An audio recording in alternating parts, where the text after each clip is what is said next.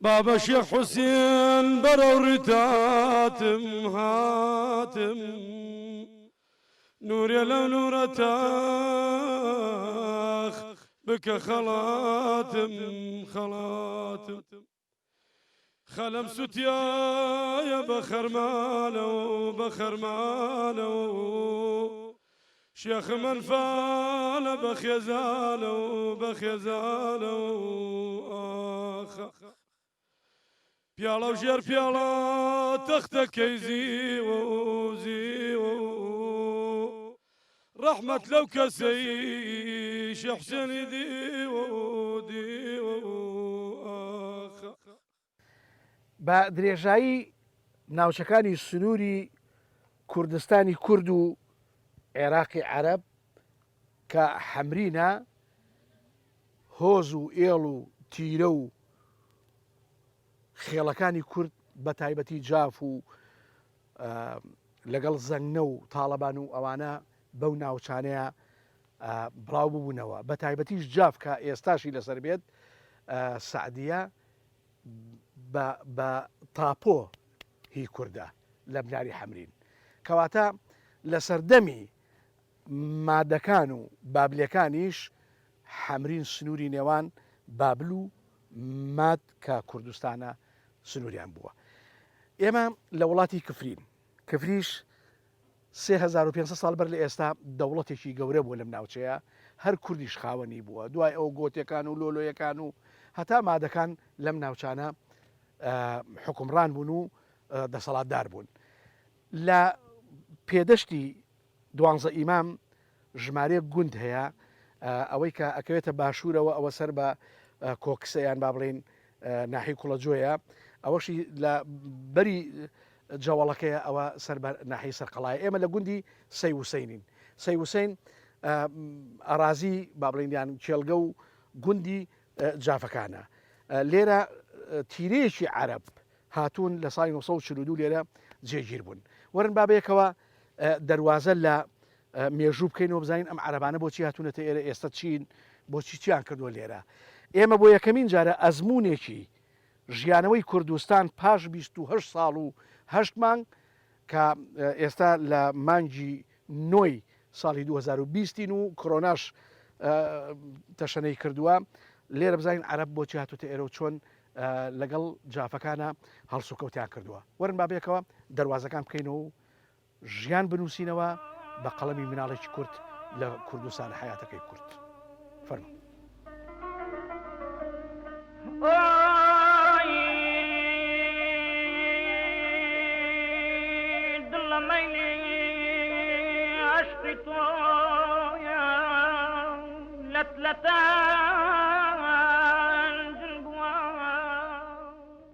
وڵاتی کفری شاری مێژوو شاری کورد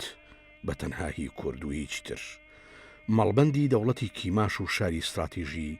مادەکان شوێنەوارەکانی قڵای کچەی مێژووی و حەوت کەڵۆس واتە ئەشکەوت کە پەرزگاکانی زەردەشتی لێبۆ و ئاشتۆکان و تڕیشان 12 ئیمام لەگەڵ کوڕی ڕەش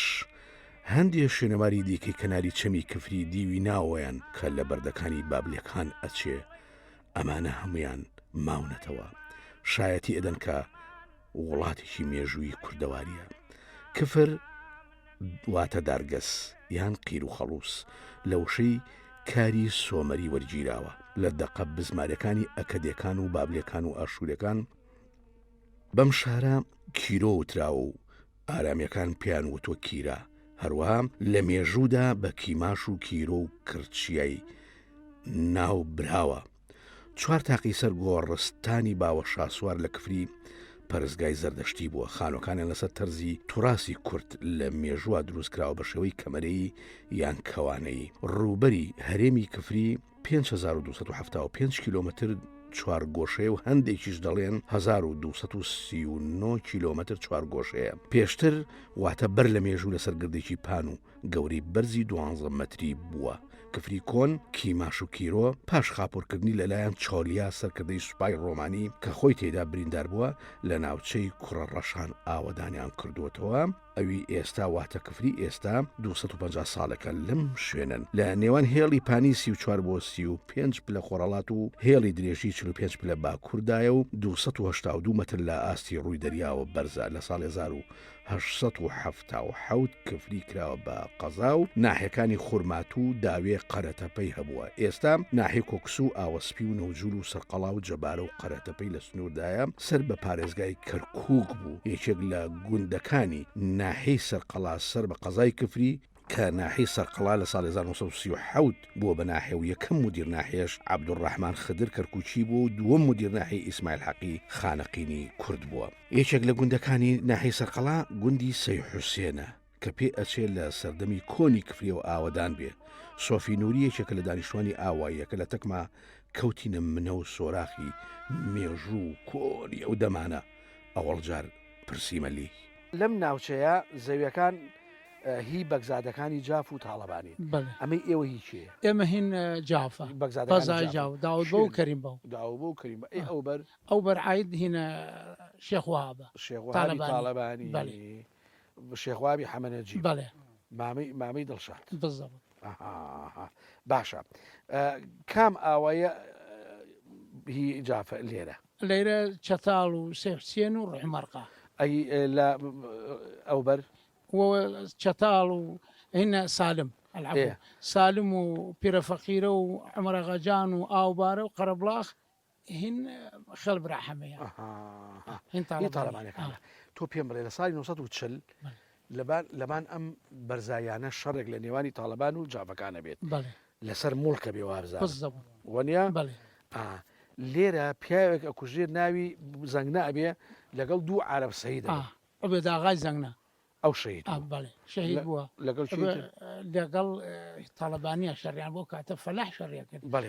جاف و تاڵەبانی بەرامبەری ئەزانە فەلاحەکان فەلاحی ئەو فەلاحی ئەمان شەڕ لەسەر چی بوو؟ وەڵا لەسەر ئەمەرازیە بوو. بچێ هجومی هێنا بۆ تاڵەبانی هجومیان نابوو ئەم سێدەیە بسێنەوە لە کە جاف پێتە هین خۆیان تر بەرگریان کرد فەلاح و شەڕیان کرد و کاتە جاف نەیاندا.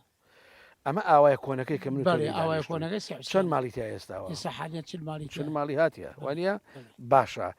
ئەمە پیاوێک لێرە بووە ناوی فەع بووە فەعە گێژ بووەوە ئەو لەو قاتە دانیشتووە دیەکە وەخت خۆی وەنا ئەوە بووە لەو قاتێ بووە لەو دی وەخت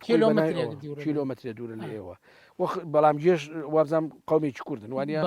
تایفەیەکی کوردن وایە ئەوان لێ بن کۆچەرەکان خاوەنڕان بوون بە تایبەتی جافەکان هاتن زسوسانان لێرە بەڵێ ئەمە کۆن بووە وەختی تاریخی من نەبووە 1920 و هاتنە لە وڵاتە وەزستان لە وەزستان ڕۆژدەواریان هەڵداوە ڕێژدەوار بوونە هاوینان گەڕیانە سەو بۆ منتەقەی کوێستانەکانی پێنجوێن و مەریوانی کوردستان و ئەو ناوە چوونەتەوە ئەوە باشە. ئەجا بگەڕێنەوە بۆ سەر ئەسڵ و نەسەبی ئێوە 200 ساڵێ بەر لە ئێستا پیاوێک بۆ ناوی حاچم بووە حاچم بووە لە باوباپیرانتانە لە حلەوە هاتووە لە حلەوە هاتوو بۆ عوزێم ئێوە شیعان وەکو ئەسڵ کۆن هەرچی لە وڵاتە بێ شیعان بەڵامی سونەن ئەمە لێرە کوردین ئێستا کورد سنەینیش ڕەحمەتان لێ باش الحەمدولله خوای ئەمە توانیمان دێکەین بە کورد عەرەب باشە. ئەجا لە حلەوە هاتوون بۆ عوزێم لە عوزێم لەگەڵ شێخەکانی عەزە شەڕیان بووە وایە دوایی هاتوون هاتنەوە دیمە هاتنەوە منتەقەیەکی زەرگا لێو هاتنەوە زەرگەی لای تکریت بەڵێ هاتنەوە غەڕە لە غەڕە هاتوونە خۆش غەڕەی لای قۆریچای لای قۆریچای ئەو ناوچەی داوێ بەڵێ لێ هاتنەوە قوڕیچای خۆی ئەمجا لە قورجا هاتنەوە ساری گۆل لە ساری گۆڵ ساڵ 42 هاتنە بۆم دێ ساڵ 42 هاتون بۆ ئێرە کی هێناونی وەڵڵاهی وەکو بابام هێناسی بابم قاور بەگزادەکانی جا پێوتون بەڵێ لای بەگزای جااب بڕۆن و ڕەحیم وەرقە و سەی حوسێن بەڵێ چۆڵە بڕ بخۆتان ئاوەدانی بکەنەوە باوباپیری من هاتنێ قار حاچم ماتێ بۆ ئەم دێ باشە هاتوونە سەی حوسێن لێرە قادر بابات ناوداریش بووە وایە لە ناو خەڵکان ئاسراوە ژن و ژنخوازیە بۆ لە نێوان کورد و عەرەبە سەدای من زەنگنەیە دایک تۆ زەنگنەیە باوکت عەرەبە خۆت کوردی دایک باوکمی زەنگنەیە تخوا بەڕازی خەڵقەواڵیە خوالی ئەو قەوالی. مام ڕۆستەم بەڵێ. تێگەیشتم باشە پێش ئەوەی ئێوە بێنە ئێرە ماڵێک وە بنە هاتوۆتە ئێرە ناوی خورشید بیە بەڵێ ڕاست ئەم قسەیە تەواوە بەلەوە بابای من بێ و هاتیە لێمرە بووە لەمرە بووە ئاتەینا ماڵە بووە بابا ماتیە بۆ لای یەکتریان ناسیوە لەوە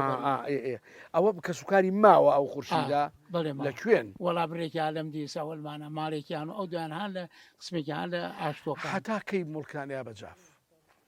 مڵکانە مڵکانە حتا کوچ تەوڕێ عەبدولکەریم قاسم 58 مڵکانیان لێرەوە قاتل چەپڕیان کوتایە لە ئاغا لە بۆزا باو باپیری من وەقاتل مڵکانیان بردێ بۆ کەلار حتا لێ وەقاتر لێرە بۆ کەلار بۆ کەلار داود بۆ لێ و تێ قار حاچم من چی بڵم خەڵک چەپڵم لێ کوتێت و زەکاتم بۆ تێری تابووم بۆ تێری تێ من حەقم لە خەڵک نییە ئەرەوتی ئەگەر لە دنیا بمێنم بۆ ئێوە ئەمێنم جا ئێستا دۆستایتیان هەنماوە لەگەڵ وەچەکانی مەرحەبا هەیە مەرحەبا ئەی لەگەڵ کفریە هەر علاقمان علاقەتان باشە لێرەوە بە کەروبار شتانە بر بۆ کفری هەموو ساڵێ کاڵک و خەیارمان بەیانی زوو بردێ لێرەوە بۆ کفری لای کامیل بلە سووردامانناوە دۆستایتی ژانێ لەگەڵ شکر هەمەی هێر و هەرنا خزممان قەومە خاڵوانمان زەنگن شکر خاڵوانتان ئاوایەکان دەوروبەری ئێوە کۆن لێرە ئەلەیرە وەکو سەحالیان دوانزەی مامر ڕحمەرقە و چەتاڵەوە وتم پێ پیرە فەقیرە و ئەمەرە غاجاوە لەیلاوە لەم دەسەی خۆمانی شۆ چاڵە و ڕەشە و یەکە چاڵە و سرە نێشێنم ئەمە کاکولیە و کاکولیژێ بەڵێ ئەمە دوو هەواریشیە لێرە چۆڵە ئەمە ماڵی پیانیە کاو ئین سەیماڵا و چاڵە ڕەش ئەمە وەختی خۆی جافەکان وابزانام هەواری ئەوان بۆ هیچ بۆ هاوینانە ناتون وەخت خۆی کۆچوبار هاتوونە لە وڵاتەمانە هەواری ئەوان چۆڵ بۆ بە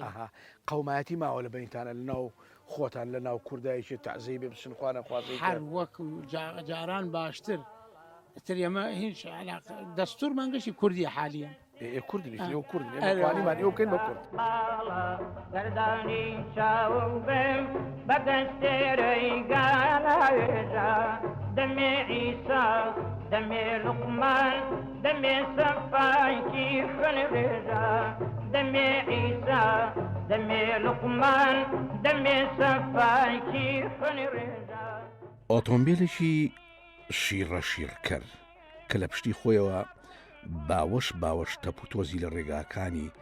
زەردە و تڵیشان هەڵەسان بووکێکی تیا بوو میمی قەدە لە ساڵی 1942 هاوجەڵەکەی میمی نەعیم بوو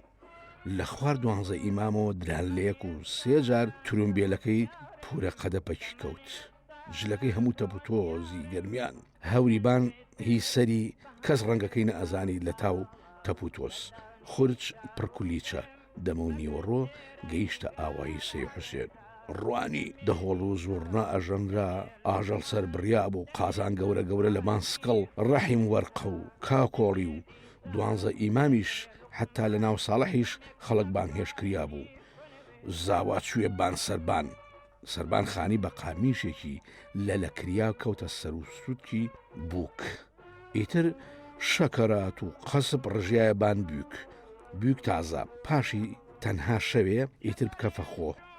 ئیشکردن و فرمان دەستی پێکرد ماڵ خەزویر خاوەنڕان بین مەڕدۆشین و مانگادۆشین و قەل و مامر ئەوجا ڕشتە دروستکردن لای خۆمان پێڵەن هەرشتە دەستی پێکرد میمی قەدا لە تەکم دانیشتووە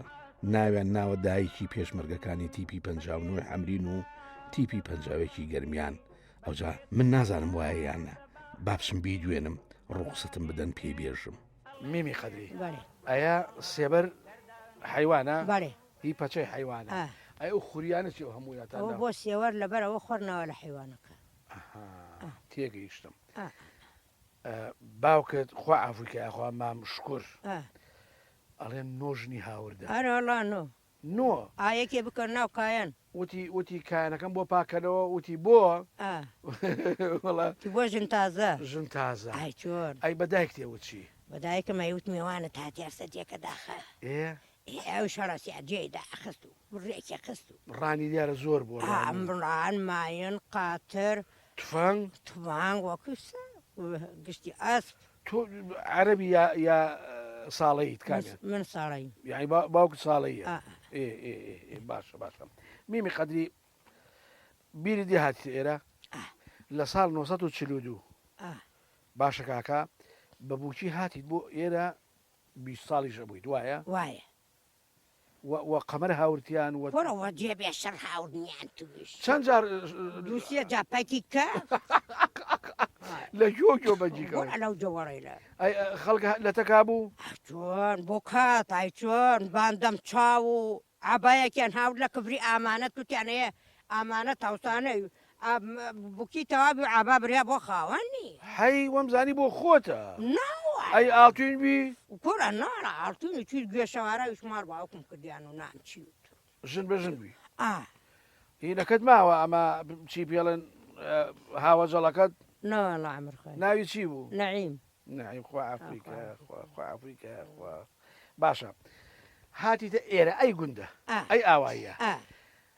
باوک مناڵەکان قامیشە لەلە کردی دای وەبان باس سەر بکەن ئەیتر عادەت و ساوابی خۆکی سەر نییە ڕووی تۆقۆی تڕاکە دەریکە دەشتم سواری بێ لەو جوڵ عادەت وابی بین بێت واتەبان سەرە دوسێ قامیش ئەمجا ئەوەنە چکلێتە نەقۆرەوە بان سەر بۆک منار هەراست چی نییە گشتی دەستێ کردە چکلێت چەند حیوان سەر بڕیا بوو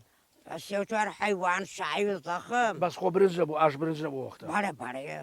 ئاش برنج بی چۆن نایە بەمە قسەیە برنج و ئێ و شایی و هەرپێ و گۆرانی وتن و دوهۆڕ و زڕنا وەکیسە ئیسەکەی شایە دەوڵ زۆر ناش بوو ئای چۆن کوێ گۆرانیەوەت پۆرۆکیە گوارانی پیرە دوهۆڵ لێدا سەر تۆپیتە گرد بایدە ئەی چۆن ئیسە کوە شای کوایسە وەڵا ڕاستە وەڵا ئەمەکەی حاڵە هەفتەیە بە لە ئەوە جارە ژنهانە مار باوکی هەفتەیە بە لە ئەوە هەڵپەرکێ دەستی پێ کرد حتا بووک بێت والله بەخوا هەفتەیە بە لەو چەند ئاوایی بانکرا بوو وەڵا ئایتر هەرچی دەور و پشت بیا هات ڕەشبەڵک بی ئای چۆن ڕەشبەڵک نایتامی کاوسڵتیان لەبەر فەنتەقەکە والله وەک برێشکە وەک برێشکە ئیتر شەوی یەکەم بووک و بەیانیەکەی ئەبێ هەڵسی بۆ نانکرد وایە ئەوچیە خۆدانیم ناوردی باشە هەڵە سای بۆ تەنور گەرم کە و ئەرەڵا چەند جار نانتەکە ڕۆژ سێ جار ڕۆژی بەیانی نیمەڕۆ ئێوارە ئەیسای کە لە ناوم جەمدە یەکمان کە ڕیانە دەمانێ بەسەر ئێستا ئێمە باسی کۆنەکەین بەیانی نانتانەکەن ڕۆ نانتانە بەخوا وەتەنویر بۆ پشقل و قاز و ماس ئەی باشە نانی سەپانیشتانە کرد و هی جووتیار ئارەوەڵا ئەوڵا بۆ جووتیار درەوت کردووە درەو ئەرەوەڵا مەڕۆمیش نایە بەخواوە شەغرا قاترم تاو نایە شەغرم گەنم کریاوە شەغرە و قاترم تاوەنا قاتر جەربی بی لێرەبی باشە چەند ڕانی تیا بوو ئێرە وەڵا هەر ماڵێ گشتی ڕانی بی و تر کەم و کوتەرکێ ئەی جوود وەچی بی کەروهێن قۆرەمە قۆرەمە وەکەربی کەر و قاتر ماکینەچش نەی نەمەکینە نەی نامەکینە نەوی وەختادانم باشە نان تیریتان ئەبڕی ڕشتە ئێوە پێڵەن ڕشتەی پێڵن هەرشتە لە کەرگوو پێڵەن هەرشتە هەرشتە بۆچی بوو وەڵا هەر بۆ ئاش بڕی جوان جوانشە و هەراسیان بڕێک ژنمان کەڕەکە کرد نانێک کرد یەکێ ڕشتێ بڕ یەکێ تیرێ کرد ئمجا بەیانی هەرمانە خست وشکمانە کرد ئمجا دوای هەراسیان ناو ساجا سوورمانە کرد پیرە ڕشتە جوان جوان کریاوەل برنجاوەل ساوەرە لە جاتی شعریە نەبوو کاک بەڕێ بەڕێ لە جاتی شعریە بوو ئەوەختە ئاوا بوو ئەی باشە دوای نەتانە کرد ئەرەوەڵا دوایە کەس کوڕە ڕۆن کوڕایسە کوە تۆراختانە کرد ئەرەوەڵا تۆراقمانە کرد بەیانی سینیمانە هاورد هەرمانە خست وشکەی و ئەتۆتە تۆت ڕۆنە ئەوەنە جوان و پوختەیە هیزەتان پڕ لە ڕۆن بوو بەخوا کوونە پڕمانە هیزەڵان زۆر بوو هیزەڵان ئەمان کرد بە قڕ ئەو نە باردەمان کردە ناوی و هیزەمانە کردە ناوی بەش ئەو ساڵەیە کردن کۆرە ئەرەوەڵە بەش 2 ساڵشیە کرد بەش 2 ساڵ چی عالم ماسپرۆشن و هێنەی مەشکەیە ژەنی حتارە میمی قەدا حیوانی قەڵە و دابەسە سەرە بڕیا ئیتر ئەتانکردە ناو مەشکەوانە و داتانە بەخۆ دووگ و ناو هیزە خۆشاکریا جوان ئمجاکراوە ئەمجایان کردە ناو هیزا هەرچی محلێت ئێواران چنگ لێ دەرەکردیانە کردا شوێن ئەمە باسی کۆن باسی تازە ئەکەین لە شۆڕشی نوێ شۆڕژەکەی مامجەلالی مەزن یەکێتی نیشتیمانی کوردستان میمی قەدە ئەڵێ پێشمەرگە سەوز بیە لە تەکیان بووی گشتیان خۆیان نەزانن احتیاج ناکەم لە کەفرین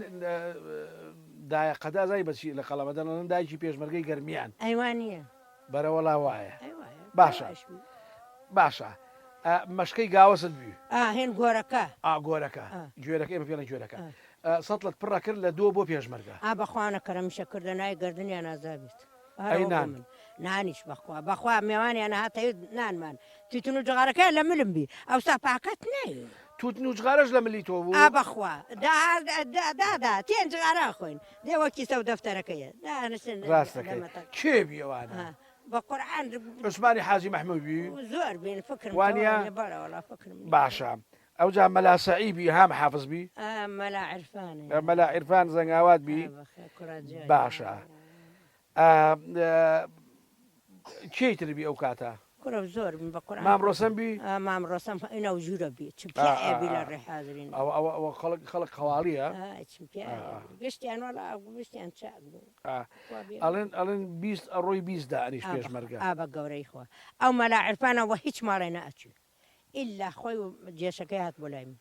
على قەڵەویش علی قەڵەوی زینانەش هات ئەوی خۆم و جێشەکەمە چوون بەلای ئەو ئەوانش پێشمەرگەی یەکێتی بوون باشە ناوی ماڵەکەی تۆ ناویان نابوو پایتەختی پێشمەرگە وا بوو دایمە پێشمەرگەی دیا بوو بەخوا دایمە بەخوا شەو ڕۆژ ئەی مەلا ڕەحیمی سەرقەڵا هات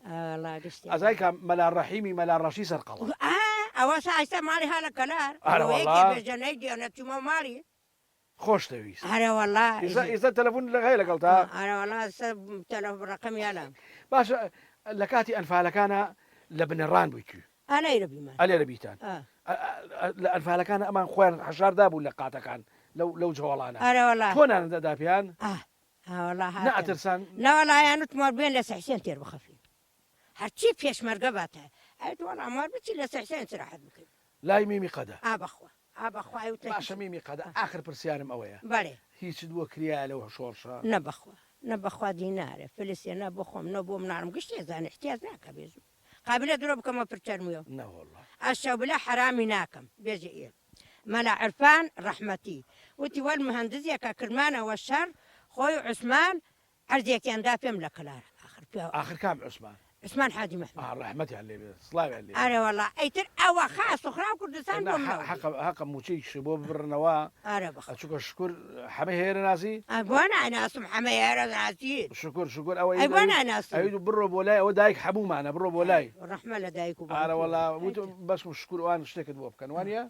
وڵایترەوە سانەیەکەن سڵاوەکەی لە پێشمەرگا ئەرەوەڵا سەدجە ملیۆن سڵاوەکەی لە ڕوحێنەتی مامجەلال ئەرەوەڵا هەز ملیۆن ئەرەوەڵا هەرچیش نانمی خواردێک گردنی ئازیا بێ وەک شیر بەردایکی ملیۆنێت جا هەر ئەوە بۆ من هیچم بۆ نامێنێتەوە ئەیوەڵا چیەوە مەڵخۆمە قڕۆ سەرم ئەی من نانێنەوە مەکەسی وەکیلێ نەکرد بۆچی باشەی ماڵە ئەی ماڵمە بۆچی تر کەژەڵوا بێت و خۆشیم تەنکە گەر بێتە دڵە ئەو بڵەیە خوا دەڕزێ لەیلا لە ژێری دڵە. حکوومەتی داگیرکەری باسی عەرەبی زوڵم و زۆرێکی بێ ئیمانانە و بێ ئەخلاقانەی دەربارەی گەرمیانەکان کرد بە تایبەت کفری و کەلار. هەردوو قەزاسەر بە کەرکووکی کوردستان بوون بۆ کەمکردنەوەی کورد لە کەرکووک لە ساڵی 1976 بە بڕیاری ژمارە 46 خوڕماتووی کوردی خستە سەر تکریتی ئەژدیاکەی عەرەب و کفریشی بۆ دیالە. لەگەڵ ئەمانەش وردە دەستی بە تعریبی بناری حەمرین و حەوزی حەمرین و خانەقینی کورد و زەناباد و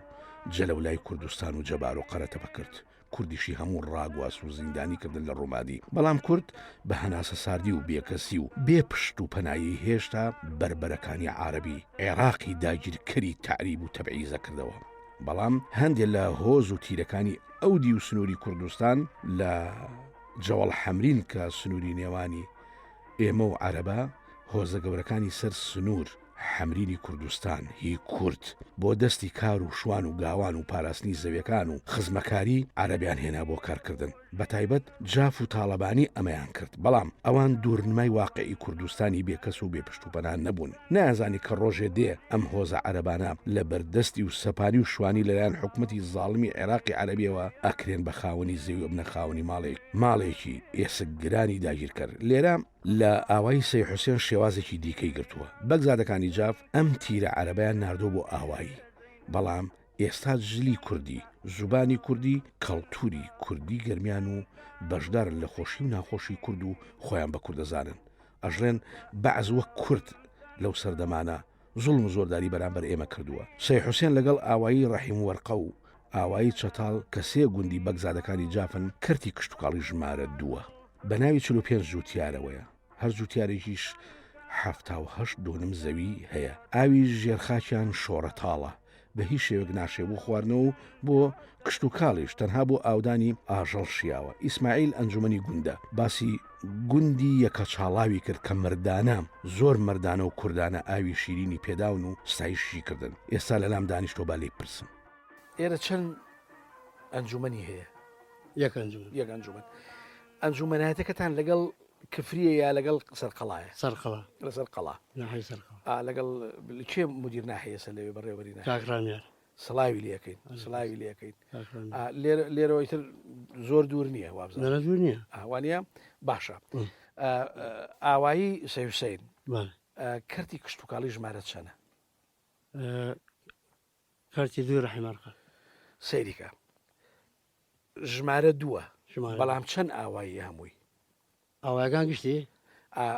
ئەو کردی کشت و کاڵی دووە چەند ئاواییە ئاوایی ڕەحیم وەرقەیە ڕەحیمەرقە سەی حوسێن سەی حوسێنە لەگەڵ چەتاڵ چەتا سێ وانە باشە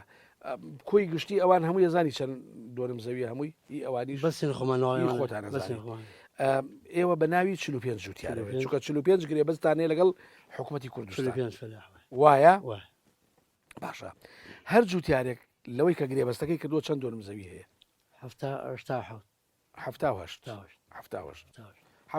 کاک ئەم هەفتاوەشتا هەمووی بەتەنی ژێکەوە یاشەر چلی لێرە بێ و 25 لە شۆ قطع قطعی مقاطعی مثل نۆ فەلاح نۆ هاوەیەک زۆر باشە هەمووشی با بڵێن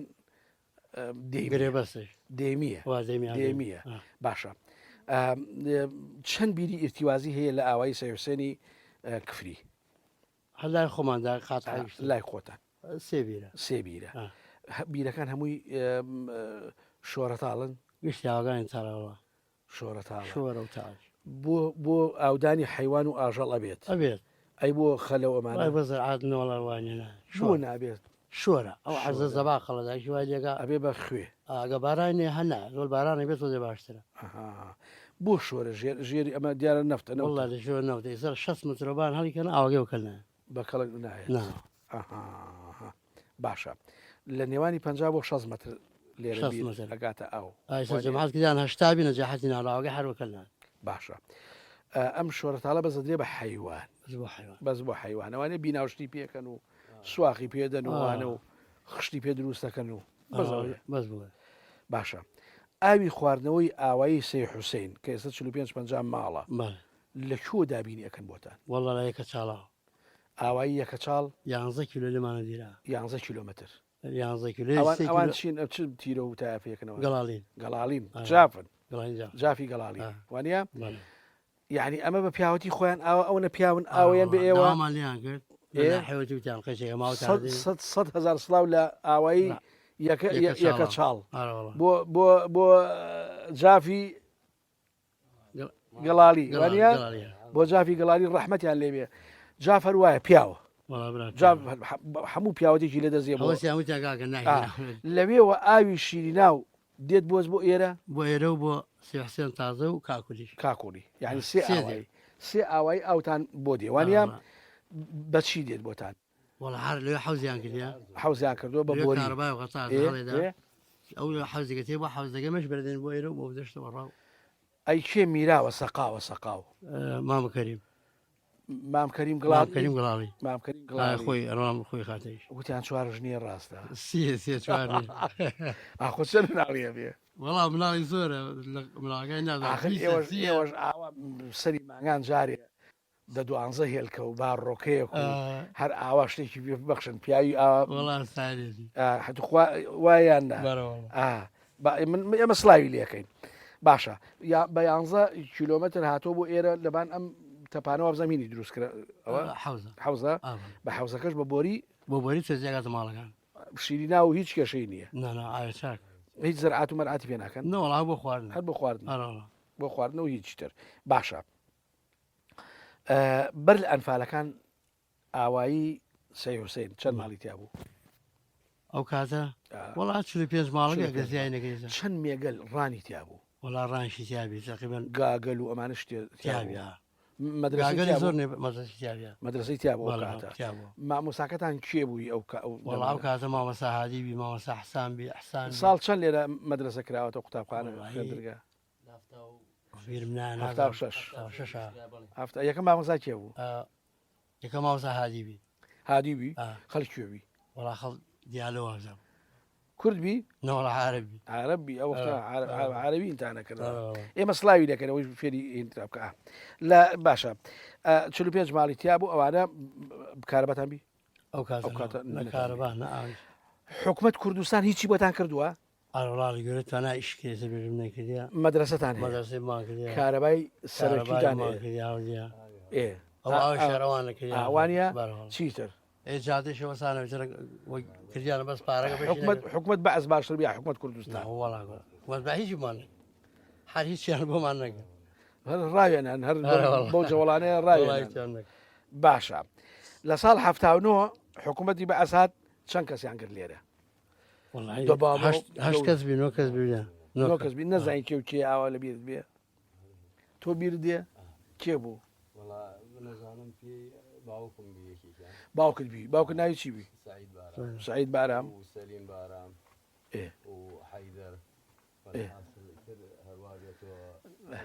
باشە ئەمانیان بر بۆ کوێ وەڵا بۆی وتیان بە تفەنگەوە گیراون مامەسمایل ڕۆسم وتیان بە تفەنگەوە گیراون حکم ئەدامیانە درێ وا بوو بردیانە بەغدا لە بەغدا بۆ هەیە کەرکک لێ بەربین باش بڵ ئێستا چەند ماڵی تایە ئێرە ئێستا حالیان چلی تایە یەک خۆی بان 100 ماڵە ئەوشی هەلاوای تقریبا نیسا چلیالێ لێرە سمود وایە وایە کفری و بڵاوێت باشە ئەی چەند کەسان ئەنفال کراوە وڵا ئەنفالێک ئەنفالمانێ کەنیشکێکە کەنیشێکە خۆی و ماڵ و مناڵ و هەمووی ئەنفال کراوە وارە ناوی چی بوو گوێزەل باوکی ناوی چی بوو جبرایل هزار سڵاوی لێبێت هەتا ماوین لە دنیا ئێمە ئەوانمان بیر ناچێت ئەنفال دەردێکی حکوومەتی عێراقی بەعسی عەربی بوو دەردێکی عەرەبەکان بودراوە بە کورد 100,000 ساڵی تریش لە بیرمان ناچێت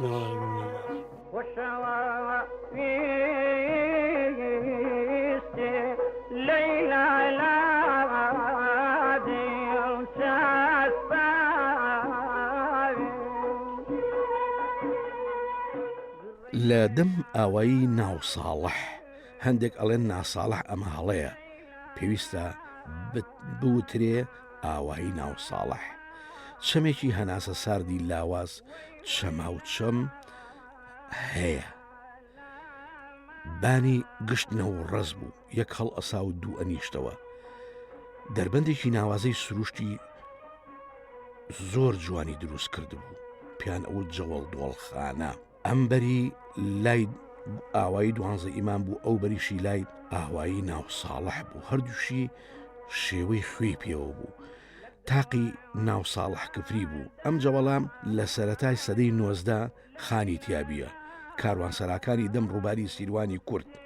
جەوەڵ ئەو جەوەڵ لە شێخ لەنگەرەوە بار ئەهات بۆ کفری لەو خانە لایەنداوە سێ ئاو هاتوونەتە پێشیان و بۆ ئاو خواردنەوە شیری ناو بووە لەو بەریشەوە جەوەڵ ڕەحیم وەرقەیە لە هۆمەرە خەجان و ئاوبارە ئەڕوات هەتا قەرەبڵاغ براحەمە لە نێوانی هەردوو جەوەڵی دۆڵخانە و ڕەحیم وەرقە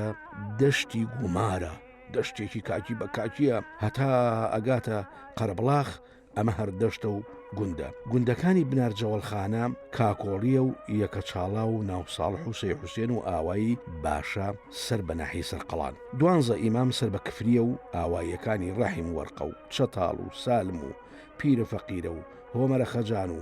ئاوبارە سەر بە ناحی کوڵەجۆن واتە کۆکس. ئەو ناوچەیە ناوچەیەکی ئاسی و لانەی پێشمەرگە بووە، هەمووی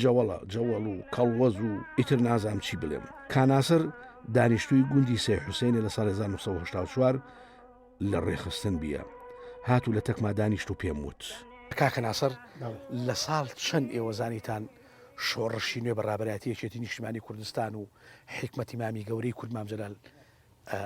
دەستی پێ کردووە لە هەفتاکان لە هەفتاهشت چۆن بی جوان لە زەنگاوات و لە کوڵەجووە هاتن لێرە نانیانە خواسا ڕۆیشتن ئەینە پێشمەرگە یەکیان لەوانەیە ڕزوان ئەوتە ڕۆم پێشمەرگە لای شەهید خالد گەرمیان ڕزوان بی ڕزوان کورچێ حەیدەر پێژن هەیەر هەیەری عەزیز لەگەڵ کوڕێ برادەری لە ئەسکەری لە ساڵ هەفتاهشت لێرە فیرانیان کرد هاتن بۆ لە ماڵ شێ نانیان خوارد لەیلاکە لە ماڵ خۆشکەی نانیان خوارد نای ئامینە بێ خواردکاری چون بۆ ناو زەنگە چین بۆ ناو زەنگنا لای چێ بوون بە پێش لای شەید خالد خالگەرمیانی کەواتەی لە هەفتاهشتەوە پێشمەرگەتانەیە وایە باشە یەکەم پێشمەرگەکە هاتە بڵێ لە هەفتاکانی شان ڕپێکە هەر باسییانە کردی اختارەکان هەر ڕپێکەیانەدا ئەوە لە ساڵ 6 بوو نازانام لە چەند بووە اختیارەکان باسییانەکە لە ڕپێ هەر ڕپیانەدا سەد فلسیاندایە ئەوە ئەزانم ئەوە هی شۆڕشی ئەیوەڵا یەکەم پێشمەرگە کە هاتە ناو ئاوای سێ حوسێن چێ بوو یەکەم پێشمەرگە هات خوا ئافریکا مام ساڵح خەڵق سەیمرای لەگەڵ سامان گەرمیانی ناوی حەیدەر بوو هاتە نەماڵ خۆی ناوی حەیدەرە بەڵام پێڵن سامان خۆی سامانی خۆی حەیدەری ناوە پێ ئەڵێن سامان ئێستا ژێژێکە لە تێکۆشەرە گەورەکانی ناوێکێتی باش ئەوان هاتنە ئێرە هاتنە ئێرە ئەم مام ساڵح سەیمراوە لەگەڵ کاک سامانە وانیان باشە وتیان چی مژدەی چیدا پێتان والله هەر مژدەیە دا و ئەوتی شەڵا ئێمە واکەین وا حکومەت سەرکەوێت و مام جەلال واکا و ئێمە واکەین و ئیشەڵا ئەم حکومەتە هەر ئەڕوخێت و ئەم باس ئەمانیانەکە عوسمان خەلیفە عەلیشان لەگەڵبی خەڵک بەڵێ خەڵکوڵە جوان مام ساڵح چی بەسەرا دوای مام ساڵح سەیمراوی خوا ئافریکا لە هەشتا و چوار بیابدام لە شەڕەکەی کوڵەجوێە کوتایە سەر دەبابەکە لە ینی پێشمەرگە کوتایە سەر دەبابەکە پەلاماری دەبابەکەی پەلاماری دەبابەکەیدا لە لاوەیەکێتر لێدا شەیدی کرد حار بووە سەر دەبابەکە هەزار ڕەحمەت لێ مام ساڵح باشە مەلاکەریم هاتەیە لەوانە مەلاکەریمات عوسمان عوسمان حاج مەحموود شەید ڕەمەزان باشە خارجگەرمانی خەڵک چۆ مەلا سعیدات والله وەکو بزانم ئەن خەڵکی ناو خەڵک تلیشان بوو ماڵ داوە بێ خالی گەرمیانی ئەم تلیشانە خۆی ناوی جەمال نەبوو والله بوو ئەوە نازانم ناوی جەمال بوو خەڵک ئەم تلیشانی لای زەرداوە والله بۆ عەتای تاڵەبانی من وام بیستوە باشە لە ساڵ 1970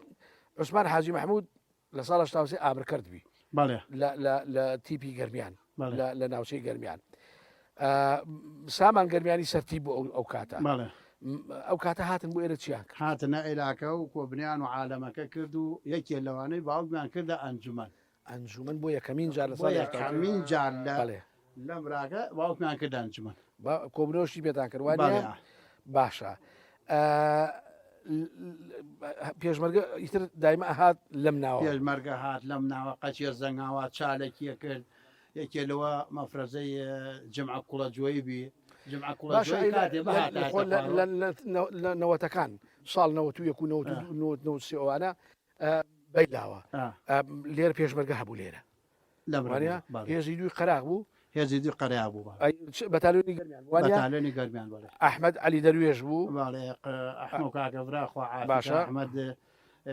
حەمەی مام تۆفیق بوو على قەڵەوی زینانەوەتر مەجموعە خۆش على قەڵە زۆر زۆرمان خۆشەوێت مەجموعەیە کەس بوون وڵای ڕاستی سنان ئەی مەلا ڕەشید هات مەلا ڕەحیم مەلا ڕەشی سەرقەڵا لەیلاکە هاتمانە کرد هات شوێ کردن ئەوش پیاوێکی زۆر بەڕێزە لەری خۆ زۆربەی هات وەلای میمی قەدا برادر ئەو بوو خەسووت لەم جەوەڵە پاش ئەنفالەکان لە ساڵی هەشتا لە ساڵی هەشتا لە ژێر زنجە میمی قەدە لای بنەی ڕان بوو پێشمەرگەکان بەس خۆیان بۆ ئەو دەرخست ئەمەە متمانیان پێ بوو سیقیان پێ متمانیان پێ بوو ئاهاتن لێراکە بە شەو لە ناو ماڵات چرایانی دانێخت بە تاریکی هاتە نانیانە خوارد و ئەڕۆیشتن لەم قاتەیان لە دۆڵ یەخەفتن نەمانەزانێت لە ناو قەدەکان بوون لە ناو قاتەکان لە ناو قاتەکانی شێزە لە جۆڵ زەرداوە و لەو قاتی ئەمە شەمەلجیانێ ئەم چێ بوون نازانێ گەر بیرت بێ حەمە چاوجوانی تیا بۆ هیچ وانە حەمە چاوجوان شەید ڕەمەزان مەلا سەعید مەلا سەعید محافظ گەرمیان زارن کاسمان کاک سەلاح والله ئەو نازام نازمی وەسا شەریف نەجم بۆیسانە نەجم بۆیسانش لەگەڵ نەجم بۆیسانش ئەمانەی شەکشتیان هاتن لەژێر ئەو ئینە دانشتن میوکم ئەڕۆی نانیان ڕێ لەژێر ئەو شاخە دانشتن لەوراکە و دواستا ئاهات نەلای ئەڕۆیشت ئەی جەلیل کۆکزی جەلیل کۆکزیشەوە هەمان کات هات بۆ ئێرەوانە شەید ڕەمەزان خوا باشە عەرفان ئەوانش خۆ عەفویانکە کاک ناسەر ئێوە چەند پێشمەرگەتان هەیە وڵا قسەوەکو لەیلاکە 25 بەشداریتان کرد لە شەڕەکانی دژ بە چەتە بێ ناموسەکانی داعش هەموو شەڕێ بەشدارمان کرێکی خۆمم لەوانە لە یەنگیجە لە زەرگە لە عەبود ئەوانە گشتی بەشداریم خەڵکانی تری ئێرە خەڵکانی تری لە جەلەولا لە لێهێب لە قەرەتەپە لە هەمووی بەشداریان کرد پێشمەرگەشتانی لای سەر کۆمار لە بەغدا لەورەی شەیمانە پێشمەرگەمانەیە باشە لە ساڵ هەشتا چوار تۆ بیتە تەنزیم وایە بوومە تەنزیم هەشتا شەش پێشمەرگە هەشتا شەشێکی بوومە پێشمەرگە چەند کەس پێشمەرگە بوو لێرە نازانی خەڵکی ئێرە خەڵکی ئێرە بەس من بوو بەس تۆ بووی باشە ئێستاش گوندەکەتان شکر ئاوادانە ئاوادانە و لەخوا بەجیابی لە ژێسایی دەوڵەتی کوردستان و چاکان و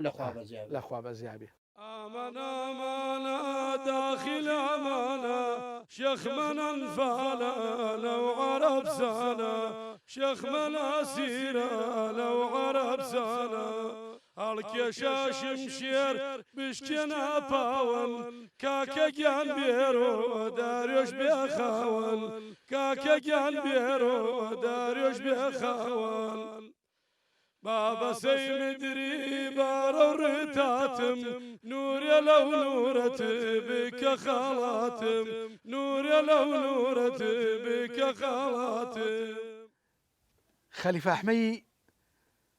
مام خێری گڵابات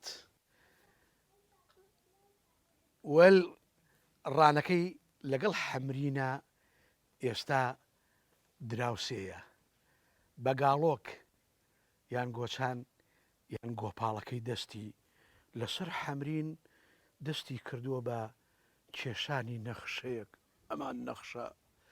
نەخشەی خوایی نەخشەیە کە هەمیشە پێیەژن قەتارێک هاتووە و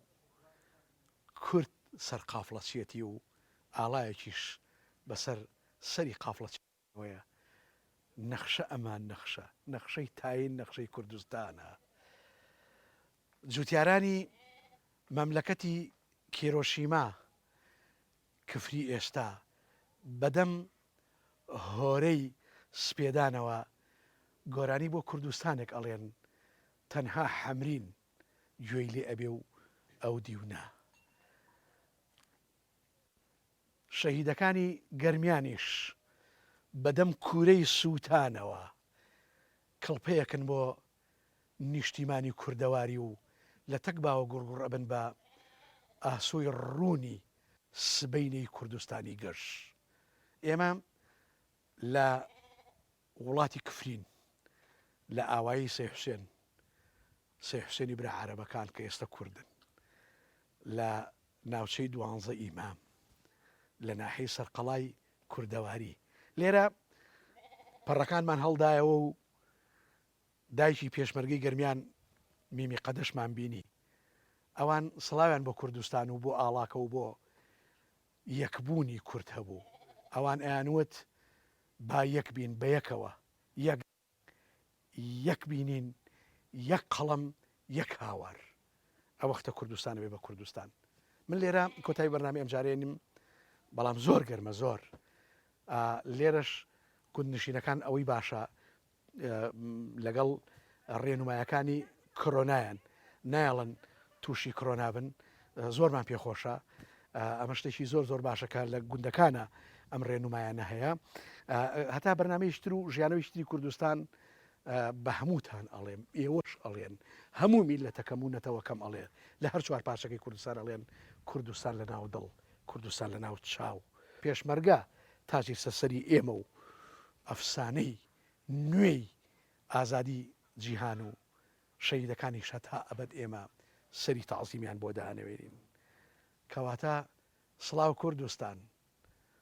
سڵاو کفریەکەی ناو کەرکووک حەمرینەکەی سنوور سڵاو